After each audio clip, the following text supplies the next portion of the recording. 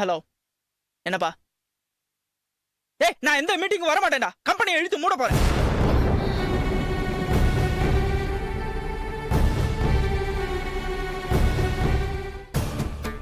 Commission office போலாம். நான் தான் கொலை பண்ணேன்னு சொல்ற ப்ரூஃபை நீங்க கொடுங்க. நான் போட்டோவை வைக்க வந்த இடத்துல இன்ஸ்பெக்டருக்கு உங்க ஒய்ஃப் ஏன் 10 லட்சம் கொடுத்தாங்கன்னு கேட்பாரு. பேசிக்கலாம்.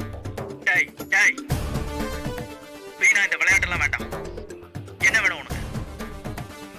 15 லட்சம் பணம் வேணும், அதுவும் நாளைக்கு. டேய், இல்லனா என்னடா பண்ணுவ? என்ன வேணும்னாலும் பண்ணுவேன்றதுக்கு ஒரு சின்ன உதாரணம் சொல்லட்டுமா? சேகர் எம்போரியத்துல நீங்க 8 மே 2012 சாயங்காலம் 6:39க்கு உங்க காடை தேய்ச்சி வாங்கின கருப்பு கலர் பெட்ஷீட்டால தான் நீங்க பணத்தை கவர் பண்ணி டிஸ்போஸ் பண்ணிருக்கீங்க. அவன் தெளிவா இருக்கான். அவன் ஸ்டேட்மெண்ட் அவன் பக்கா கிரிமினல்னு சொல்லு. முதல் முறையா உங்க வீட்டுக்கு வந்தப்போ என்கிட்ட நீங்க விஷயத்த சொல்லி இருந்தா நான் அப்பவே உள்ள வந்து சர்ச் பண்ணிருப்பேன். அவனும் மாட்டி இருப்பான். இப்ப அப்படியே உல்டாவாயிடுச்சு. நம்ம குடுமி அவன் கையில மாட்டிக்கிச்சு. அதனால அவன் கேட்கிற பணத்தை கொடுத்துடுங்க. மிஸ்டர் உதய், வேற ஏதாவது ராங் ரூட்ல போய் பிரச்சனை ஆயிடுச்சுன்னா நானும் உங்களுக்கு ரிவர்ஸ் ஆவறத தவிர வேற வழியே இல்லை. இப்ப வரைக்கும் கேஸ் இன்வெஸ்டிகேஷன்ல தான் இருக்கு. திடீர்னு ஒரு ட்விஸ்ட் அடிச்சு என்ன காப்பாத்திக்க உங்களை நான் மாட்டி விடுற மாதிரியான சூழ்நிலைய தயவு செஞ்சு உருவாக்கிடாதீங்க.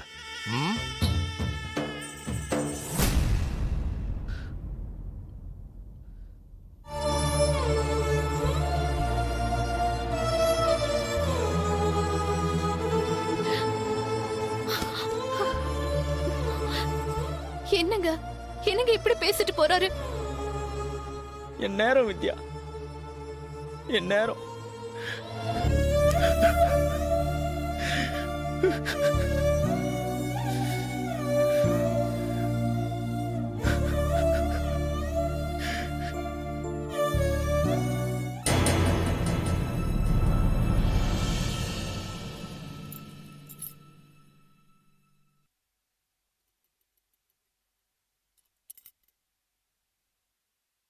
என்னங்க, இந்த தாலி கூட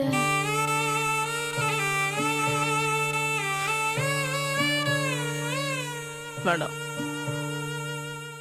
அதை நீயே வச்சுக்கோ. போய் யாருன்னு பாரு. சரிங்க.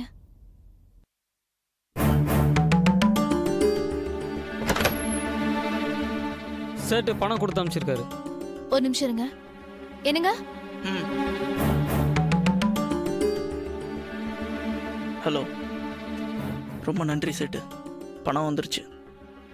அப்புறம் ரெஜிஸ்ட்ரேஷனுக்கு முன்னாடியே மொத்த பணமும் வேணும்னு கேட்டதுக்கு தயவு செஞ்சு என்னை தப்பாக நினைக்க வேண்டாம்.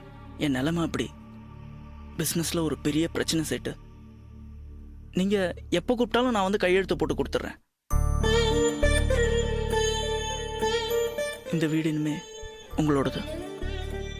ரொம்ப நன்றி சேட்டு. அப்போ நான் வச்சிடுறேன்.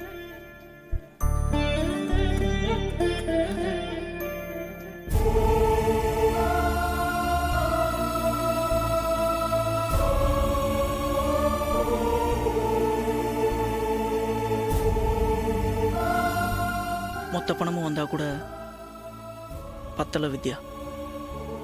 நம்ம காரியம் வித்துடலாம். என்னங்க நீங்க? காரியம் வித்துட்டா நீங்க எப்படிங்க போவீங்க? அது ஒரு பெரிய பிரச்சனை இல்லம்மா. நான் பஸ்லயோ ஆட்டோலயோ போய்ப்பேன். ஆனா இது ஏடா கூடமான பிரச்சனை இல்ல.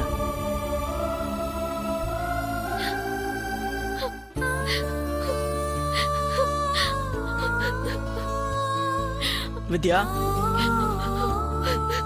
வித்யா என்ன பண்ற நீ? வித்யா, ஏன் இப்படி அழுதுட்டு இருக்க? நீ இப்படி அழுது என்ன சாதிக்க போற? எனக்கு மட்டும் எல்லாமே ஏங்க இப்படி நடக்குது? இப்போ உனக்கு என்ன தப்பா நடந்துச்சு?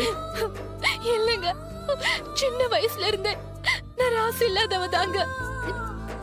அவ்வளவு நேரம் நான் பஸ்ஸுக்காக நின்னுட்டு இருப்பேனா, பஸ் வந்து நிக்கும் போது அப்பதாங்க செருப்பா இருந்துரும். நான் செருப்பு எடுத்துட்டு போறதுக்குள்ள பஸ் போயிடும். எக்ஸாம் நல்லா எழுதிருப்பேனா? டைம் முடிய போற நேரத்துல எதிர்ச்ச பெண்ண ஓதுருவேன். இங்க எல்லா பேப்பர்ல கொட்டி பேப்பர் பாழ போயிடும், வெளில போயிடுவேன். அதே மாதிரி தாங்க ராஜா மாதிரி சம்பாதிக்கிறேன். உங்களை மாதிரி புருஷன் கிடைச்சு கூட என்னோட ராசி உங்களை இப்படி ஆக்கிருச்சு. நான் ராசி இல்லாதவங்க, என்னால தாங்க உங்களுக்கு இவ்வளவு வித்யா. கஷ்டமோ? என்னம்மா வித்யா, என்னம்மா, என்ன ராசி இல்ல, யார் ராசி இல்ல? எதுக்கு சும்மா ராசி இல்லன்னு அழுதுகிட்டே இருக்க? என்னாச்சு? ஒண்ணு இல்ல மாமா. ஏன் சும்மா ராசி இல்லன்னு அழுதுகிட்டே இருக்க? ஐயோ அதெல்லாம் ஒண்ணு இல்ல மாமா. என்னப்பா, என்ன ஆச்சு வித்யாவுக்கு? ரொம்ப விரக்தியா பேசுறாளே. இல்ல, அவளுக்கு வயிற்று வலி, அதான். வயித்து வலினா டாக்டர்கிட்ட கூட்டிட்டு போக வேண்டியதானே? வா.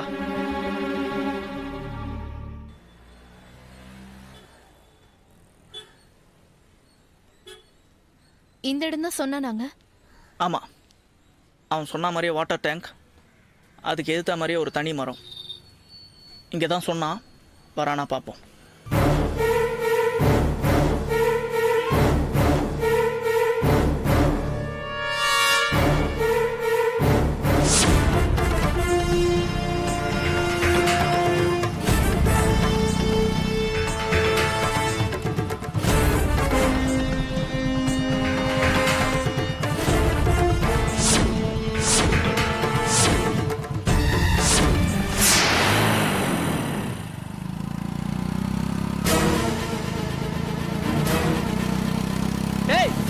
என்னாச்சுங்க?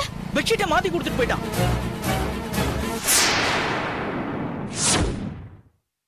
ஆ, வாங்க சார். S mister Uday. வாங்க முரளி. மிஸ்டர் உதய், இவர்தான் நீங்க பாடியை டிஸ்போஸ் பண்ணீங்களே அந்த ஏரியா இன்ஸ்பெக்டர். வணக்கம் சார்.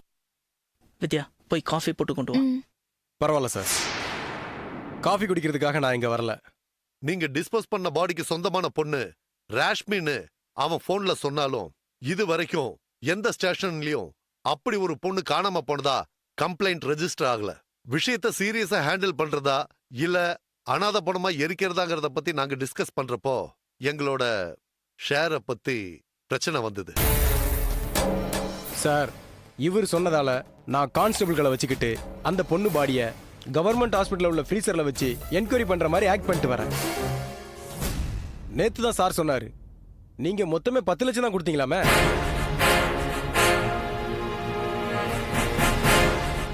சார், இப்போ நீங்க என்ன சொல்றதுக்காக வந்தீங்களோ அதை டைரக்டாவே சொல்லிடுங்க சார். சார், என் ஷேர் 5 லட்சம் கொடுத்துட்றேன்னு சார் சொன்னாரு. அது சரிப்பட்டு வராது. எனக்கு 10 லட்சம், சாருக்கு 10 லட்சம் இருந்தா மட்டும்தான் இந்த கேஸ்ல இருந்து உங்களை காப்பாற்ற முடியும். சார், என்னங்க? இதுல நாங்க சொல்றதுக்கு என்ன சார் இருக்கு?